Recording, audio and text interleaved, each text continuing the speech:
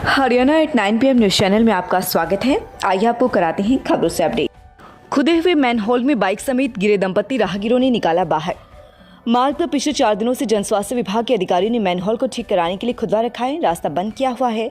राहगीरों के लिए आने जाने में कोई विकल्प नहीं बचा है, जिसके कारण बाइक सवारों ने अपना जैसे तैसे का रास्ता बना लिया है, जो कि बेहद रिस्की है, क्योंकि यह रास्ता बंद होने के बाद सीधे 4 किलोमीटर का चक्कर काटकर बाईपास तक पहुंचना पड़ता है।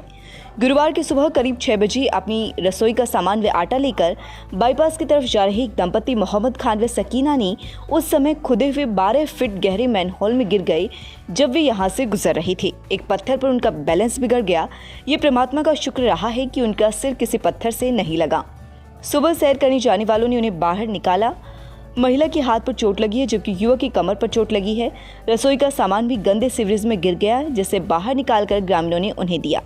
ग्रामीणों की मांग है कि यहां से अस्थायी रास्ता बनवाया जाए ताकि वाहन चालकों का रिस्क न बढ़े। ठेकेदार ने वेतन नहीं दिया तो खरखुदा सहित कई गांवों की सप्लाई रोक दी। जन स्वास्थ्य विभाग नहीं दे रहा ध्यान। खरखुदा में जन स्वास्थ्य विभाग के ठेकेदार की कारिंदे की मेन रूप से पेयजल सप्लाई का काम करते हैं। कीमैन ने ठेकेदार पर आरोप लगाए हैं कि उन्हें 3 महीने का वेतन नहीं दिया गया, जिसके कारण उन्हें शहर के सभी 15 वार्डों व कई गाँव के साथ साथ सरकारी कार्यालयों की पेयजल सप्लाई भी रोक दी है, जिससे सभी शहर वासियों को परेशानी का सामना करना पड़ रहा है। अचानक से सप्लाई रोकी जाने से सभी वार्डों में परेशानी हो रही है, जबकि दिल्ली मार्ग पर स्थित वाटर वर्कर्स में पेयजल की कमी नहीं है। उधर दूसरी तरफ शहर वासी प्रवीण कुमार सावित्री प्रदीप का कहना है कि शहर में ठेके पर लगी कीमैनों की मनमानी निरंतर बढ़ती जा रही है। शिकायत करते हैं कि उस एरिया की पेयजल सप्लाई के टाइम को कम कर देते हैं।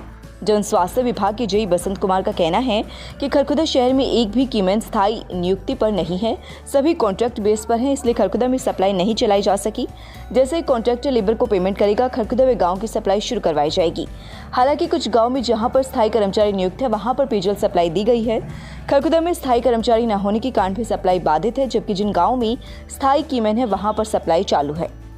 खरखुदा जन स्वास्थ्य विभाग की एसडीओ सुदेश का कहना है कि कॉन्ट्रैक्टर पर लगी कीमैन को समझना चाहिए कि बिजली व पानी की सप्लाई किसी भी सूरत में रोकना कानूनी अपराध की श्रेणी में आता है। उनका जो वेतन बनता है उन्हें हर हाल में दिया जाएगा। उनके वेतन में देरी क्यों हुई, इस पर जांच करवाई जाएगी। कई बार बजट संबंधी दिक्कत होने के कारण देरी हो जाती है, लेकिन पेयजल सप्लाई नहीं रोकनी चाहिए। ठीक ढंग से कार्य नहीं करने वाले कच्चे कर्मियों की जगह काम करने वाले दूसरे कर्मी लगाए जाएंगे।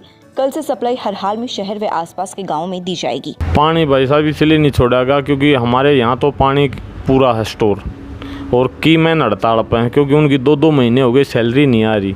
ये 10,000 रुपये मिल रहे हैं उनको, और वो ही टाइम पे नहीं मिले तो अपने घर का खर्चा कहाँ से चलाएंगे वो। तो इसलिए कीमैन वाल नहीं बदलेंगे तो हम कहाँ से चलाएंगे, इसीलिए पानी बंद है। खरखुदा रोहतक मार्ग स्थित केडी इंटरनेशनल स्कूल के विद्यार्थियों ने जिला ग्रैपलिंग प्रतियोगिता में विभिन्न भार वर्ग में 13 मेडल जीतकर स्कूल का नाम रोशन किया है। दिनेश कपूर ने बताया कि खरखुदा बरोना मार्ग स्थित बाबा भोलानाथ कुश्ती अकेडमी में जिला स्तरीय ग्रैपलिंग प्रतियोगिता 5 अक्टूबर को कराई गई थी, जिसमें स्कूल के 20 खिलाड़ियों ने हिस्सा लिया था। इस प्रतियोगिता में खिलाड़ियों ने 6 स्वर्ण, 5 रजत व 2 कांस्य पदक जीते हैं, जिनमें विभिन्न भार वर्गों में दीपांशु, मयंक, लक्ष्य, मोन, यश दहिया व कार्तिक ने स्वर्ण, परीक्षित, लक्ष्य, कार्तिक, नयन व हर्ष दहिया ने रजत, अनमोल, यश, कौशिक ने कांस्य पदक जीता है। स्कूल पहुंचने पर सभी खिलाड़ियों को सम्मानित किया गया। रोहट में चल रहा था कार्यक्रम, जजपा नेता पवन की गाड़ी पर फेंका काला तेल। रोहट गांव में कार्यक्रम चला हुआ था, जिसमें करीब 40 परिवारों को जनता जननायक पार्टी में ज्वाइन कराना था। जिस दौरान यह कार्यक्रम चला हुआ था, उसी दौरान गांव का एक युवक काला तेल लेकर आया व मार्ग पर खड़ी गाड़ी पर काला तेल फेंक कर चला गया। जजपा नेता पवन खरखुदा का कहना है कि गाड़ी में चालक बैठा था। ग्रामीणों का कहना है कि जो लोग जजपा ज्वाइन कर रहे थे वह व्यक्ति उनसे कुंडा रखता था, इसलिए उसने ऐसा किया। जजपा पार्टी से उसकी कोई नाराजगी नहीं है। उन्होंने कहा कि आज उनका जन्मदिन था और वहां पर केक भी काटा गया था, लेकिन जिस युवक ने नाराजगी में काला तिल फेंका है, दरअसल उसकी जजपा या पवन खरखुदा से किसी तरह की नाराजगी नहीं है। वह उन लोगों से बहुत नाराज था जो लोग कांग्रेस से जजपा ज्वाइन कर रहे थे, इसलिए उसने ऐसा किया है। उन्होंने गांव में पता लगाया है कि ऐसी विरोधी कोई बात नहीं है और न ही वह संदर्भ में कोई शिकायत करेंगे। 150 यूनिट किया रक्तदान, 500 परिवारों ने ज्वाइन की जजपा पार्टी। गुरुवार को रोहतक मार्ग पर स्थित भरत सिंह वाटिका में एक रक्तदान शिविर लगाकर रक्तदान किया गया। इस मौके पर जजपा हरियाणा वित्त विकास निगम चेयरमैन पवन खरखुदा का जन्मदिन भी था। 150 यूनिट रक्तदान किया गया। चेयरमैन पवन खरखुदा के नेतृत्व में पूर्व विधायक पदम सिंह दहिया की मौजूदगी में इलाके के कई गांवों के ग्रामीणों को जननायक जनता पार्टी में ज्वाइनिंग करवाई गई। इस मौके पर ब्लॉक अध्यक्ष देवेंद्र दहिया, जयपाल राणा, सुमित राणा, अजय रिढ़ाऊ सहित कई गणमान्य व्यक्ति मौजूद रहे। चेयरमैन पवन खरखुदा ने कहा कि भविष्य जजपा पार्टी को मजबूत करने के लिए अभियान चलाया हुआ है। जिस तरह से गुरुवार को करीब 500 परिवारों को जजपा पार्टी में ज्वाइन करवाया है, इसी तरह से गाँव में अभियान चलाकर लोगों को जागरूक किया जा रहा है। समारोह करके उन्हें पार्टी में ज्वाइनिंग करवाई जा रही है। जिलाध्यक्ष पदम सिंह दहिया ने कहा कि सभी कार्यकर्ता पार्टी की मजबूती के लिए कार्य करेंगे। देखिए, सबसे पहले तो मैं माता के पहले नवरात्रि की आप लोगों को हार्दिक शुभकामनाएं देता हूं। और दूसरी सबसे बड़ी बात यह है कि हमारे जननायक जनता पार्टी के राष्ट्रीय अध्यक्ष डॉक्टर अजय सिंह चौटाला जी और हरियाणा सरकार में हमारे डिप्टी सीएम भाई दुष्यंत चौटाला जी और जननायक जनता पार्टी के राष्ट्रीय प्रधान महासचिव भाई दिग्विजय चौटाला जी और बहुत ही मेहनती कर्मठ हमारे प्रदेश के प्रदेशाध्यक्ष सरदार निशान सिंह जी और सादगी की मिसाल हमारे संघर्षशील विधायक जी अपने जिलाध्यक्ष पदम सिंह दहिया जी और सभी युवा साथियों ने हर गांव से 58 के 58 गांवों से हमारे सभी युवा साथी हैं। इन्होंने जननायक जनता पार्टी में जगत ताऊ देवीलाल जी ने जो एक पौधा लगाया था आज, और उसने एक वट वृक्ष का रूप धारण कर लिया है और उसी का ये परिणाम है। क्योंकि जैसे जगत ताऊ देवीलाल जी की सोच थी कि भी 36 बिरादरी को आगे कैसे लेके जाया जाए, उसी तरीके से हमारे माननीय उप मुख्यमंत्री दुष्यंत चौटाला जी की सोच है कि युवाओं को पार्टी के साथ और युवाओं का भविष्य कैसे हम उज्जवल कर सकें। जैसे जगत ताऊ देवीलाल जी ने 100 रुपये की पेंशन करके उसको आज 2500 रुपये की जो आज पेंशन है, और आने वाले समय में वो 5100 भी माननीय दुष्यंत चौटाला जी के साथ और आप लोगों के आशीर्वाद से होगी।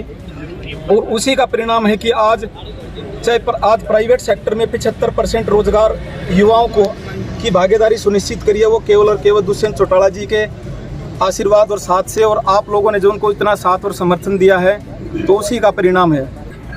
मैं सबसे पहले तो आज हमारे चेयरमैन भाई पवन खरखुदा का जन्मदिन की बधाई देता हूँ।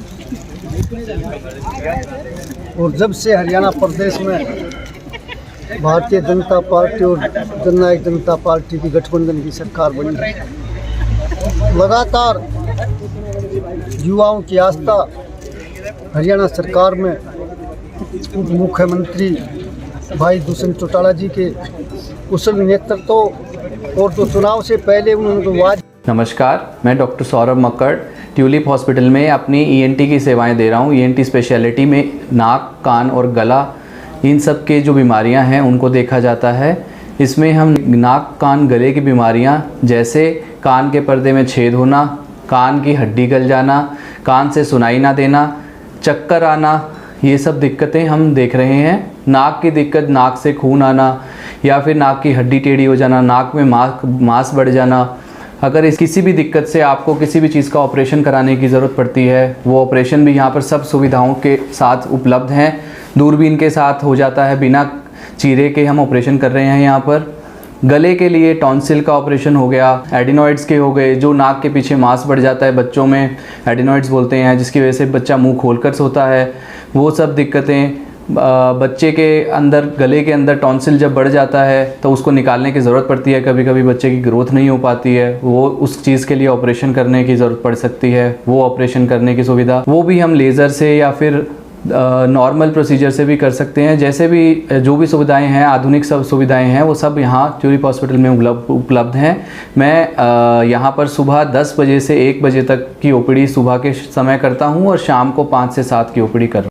स्वागत है आपका Saini health care pharmacy, a complete health care centre में। हमारे यहाँ अंग्रेजी, देसी व पशुओं की दवाइयाँ, cosmetics, green tea, surgical items, हर प्रकार की vaccine, food supplements, trimmer, hair dryer आदि, wheelchair, thermometer, nebuliser, sugar machine wholesale rate पर मिलती है। लगातार खबरों से अपडेट रहने के लिए चैनल को सब्सक्राइब जरूर करें। समाचार व विज्ञापन के लिए नीचे दिए गए नंबरों पर संपर्क करें। धन्यवाद।